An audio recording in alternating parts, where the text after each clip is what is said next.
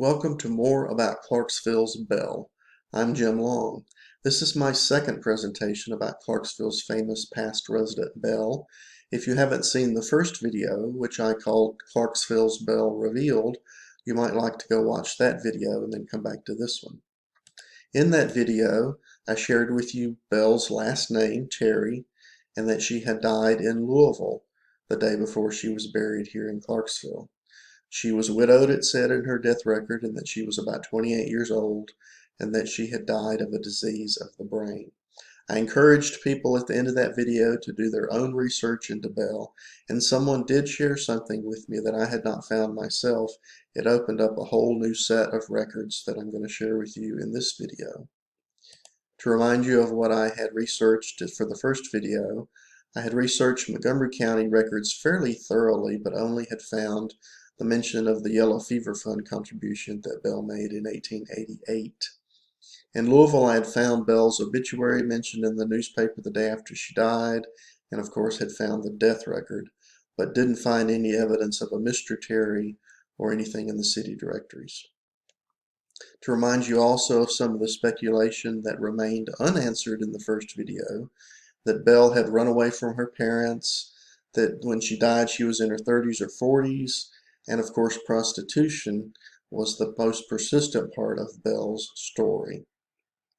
The 30 to 40s age there doesn't jibe with the death record that I found, but I found more records that I'm going to share with you that give us more glimpse into Belle's age. So after that first video, I received a tip of a newspaper clipping that I had not found myself in my research, so thank you to Sharon Land of Southside for the newspaper clipping that I'm going to show you here. Daily Louisville Commercial, July 17, 1872. Saved from a life of shame. Monday night, officers Allen and Smith rescued a young girl, 17 years old, named Belle Terry, from a house of prostitution on Madison Street in the city court yesterday morning. She was committed to St. Xavier's Institute at her own request for a year. She says that her father is an engineer and lives in Fort Wayne, Indiana, and that he and her stepmother had treated her very badly and drove her from home. The newspaper article goes on to say that she checked into a Louisville hotel under assumed name, that she wasn't able to pay her bill, but the officers were able to secure Belle's possessions from the hotel and take her to St. Xavier's Institute. This article ticks quite a few of the boxes. Of course, her name, it gives us some more perhaps accurate indication of her age. She was age 17 in 1872. Then 20 years later, when she died, she would have been in her late 30s, as the speculation has said. Great clue of Fort Wayne, Indiana, and that her father was an engineer. More to follow up on that. And that she was committed to St. Xavier's Institute in Louisville, which we might think of today as a reform school, although this school is still in existence today as St. X High School. So after finding this newspaper article, I found more records in Louisville about Belle. 2 years after this newspaper article was published, we have in the October 22nd issue of the Commercial that Belle Terry was fined $5 for being drunk and disorderly. The original record for this is from the day before in the Louisville Police Court order books. The following year, June of 1875, the newspaper again reports Belle Terry and others fined $5 for drunkenness and disorderly conduct. I show you here the original record from the day before in Louisville Police Court, where you see the names of those other people who were indicted and fined $5. Later on in 1875, again, the newspaper reports Belle Terry and others had been fined $5 for drunk and disorderly. I show you the original record here from the police order book, which actually says that in this particular case that the cause was dismissed, even though the newspaper reported $5. So this is 1875, 3 years after Belle first surfaced in Louisville, being rescued from that house of prostitution. She's had several run-ins with the law for drunk and disorderly, and it's always with another group of people, but no specific indication that prostitution is involved, although it could have been there in the early days when she was first rescued. So we've added a little more to Belle's timeline. We've got her now in Louisville in the 1870s, and she's late teens, early 20s. But she's not in Clarksville until at least 1888 that we found. So there's a gap in the timeline there. Um, when you look at Clarksville and Louisville, the thing you see on a map, of course, is the L&N Railroad. So when you see that she died in Louisville on the 12th of November and was buried the following day in Clarksville, well, of course, travel was very easy between Louisville and Clarksville because of that railroad. And travel, therefore, was also very easy anywhere up and down that railroad. So I looked up and down that railroad, and I did find one more record of Belle. The 1880 census of Bowling Green, Kentucky. I show you here the whole page of the census, but I'm going to zoom in on one household in particular. The household of Robert Anderson, black, male, age 38, laborer, and living with him, Belle Terry, age 22, Florence Terry, age 20, and Lula Morris, age 18. Belle's age here, 22, is much more consistent with that 1872 Louisville record we found, where it said she was 17. If she were 17 in 1872, she should be 25 in this census, but perhaps she lied about her age in 1872 by a couple of years. At any indication, these records are fairly consistent with one another, not so much the death record. When you see Florence Terry, you think, okay, that's a younger sister. Need to look more about her. And when I look at this household, of course, I have prostitution in the back of my mind. But when I see this household, that's a conclusion I jump to. Why are these three young white women living with an older black man? Perhaps he is their business manager, shall we say. I did find more about Florence, and I'll show you that here a bit later. But as a genealogist, when you see a census record for the first time, you're going to glance down the whole page and just see who else is on the page.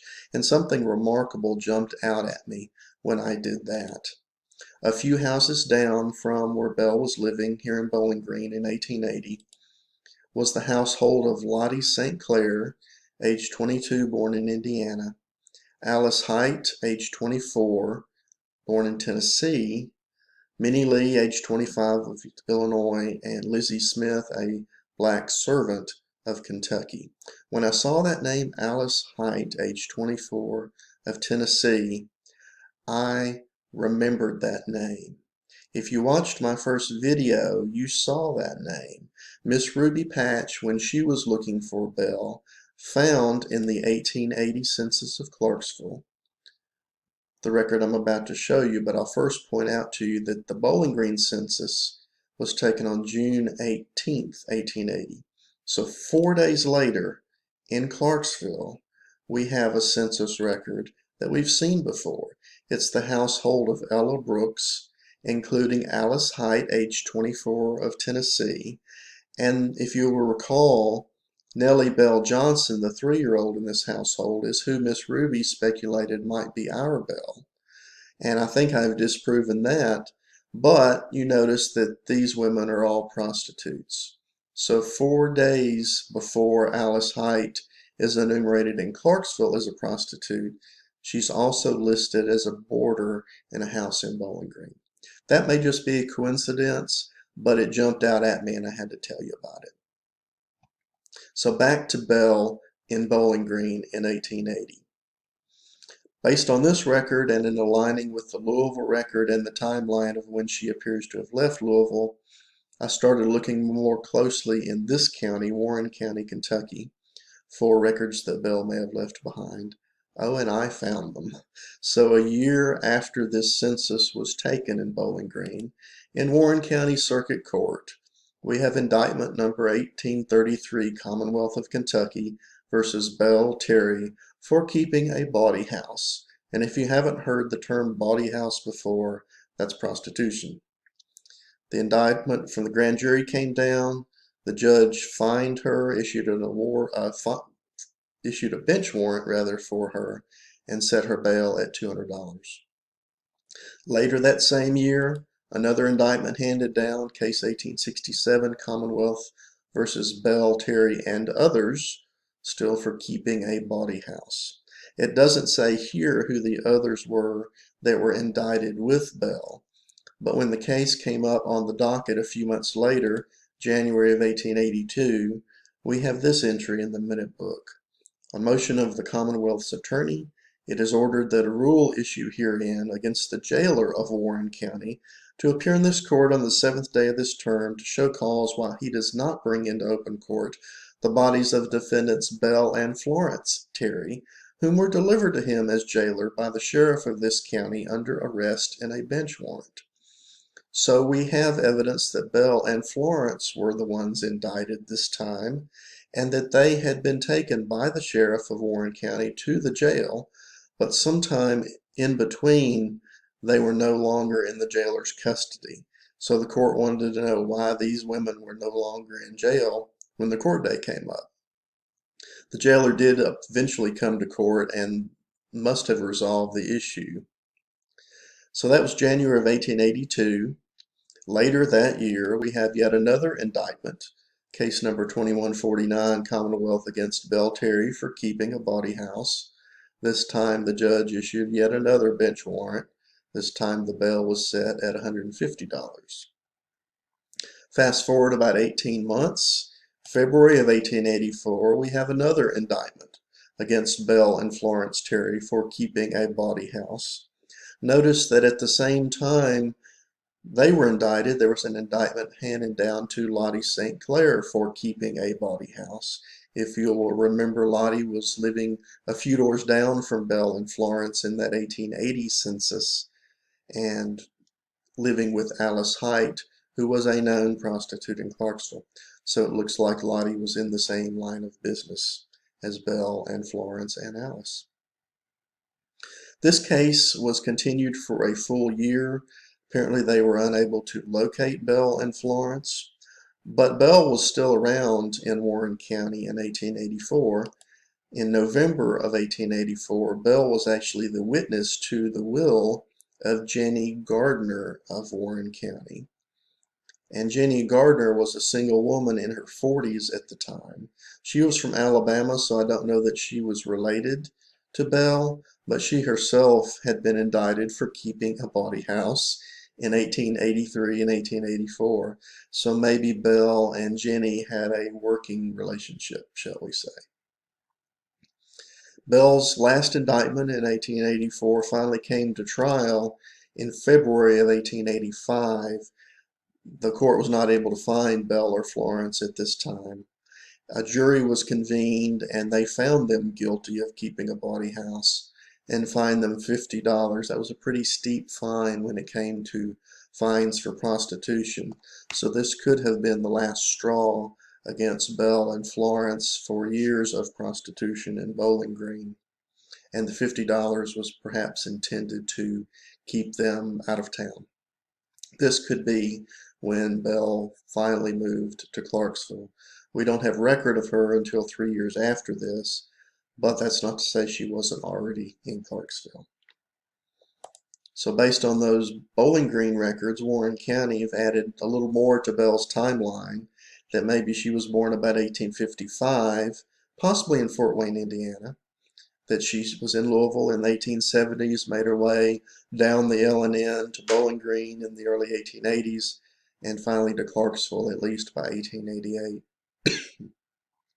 I probably at this point need to check all of the counties along the L&N between Louisville and Clarksville to see if there were other counties in which Belle was indicted. I'll show you the records that I have researched at this point.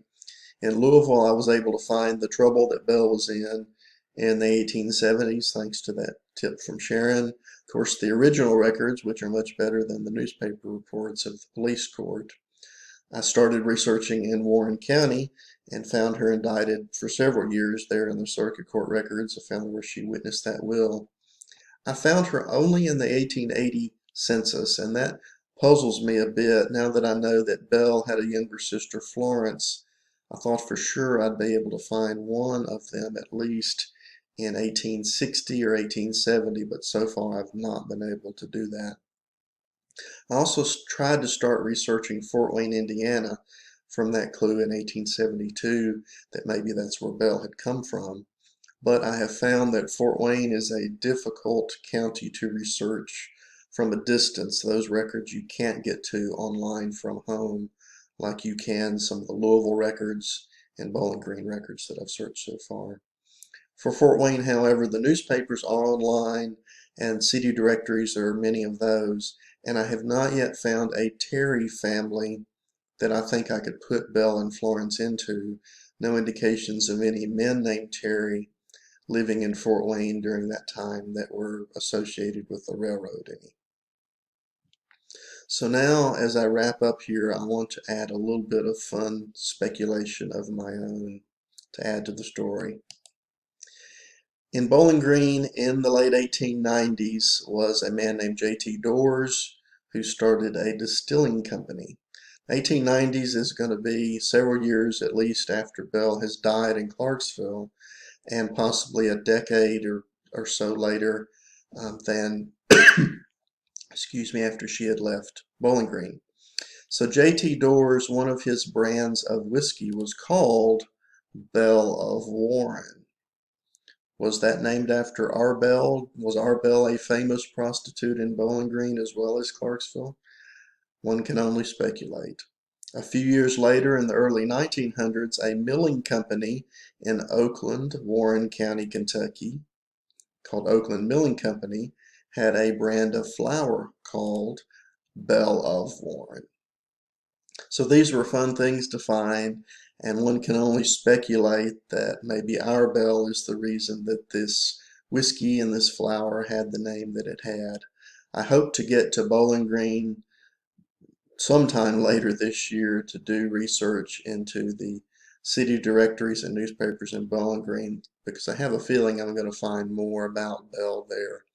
But I had enough at this point. I wanted to go ahead and share with you that yes, Belle Terry definitely was a prostitute, a lengthy history of getting in trouble with the law. So perhaps more of the things that have been speculated about Belle will turn out to be true.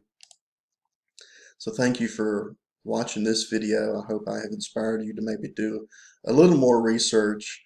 Maybe we can find Florence, her presumed sister. Maybe there will be clues forthcoming from Fort Wayne, Indiana. At any rate, thanks again for watching, and if you find something, let me know.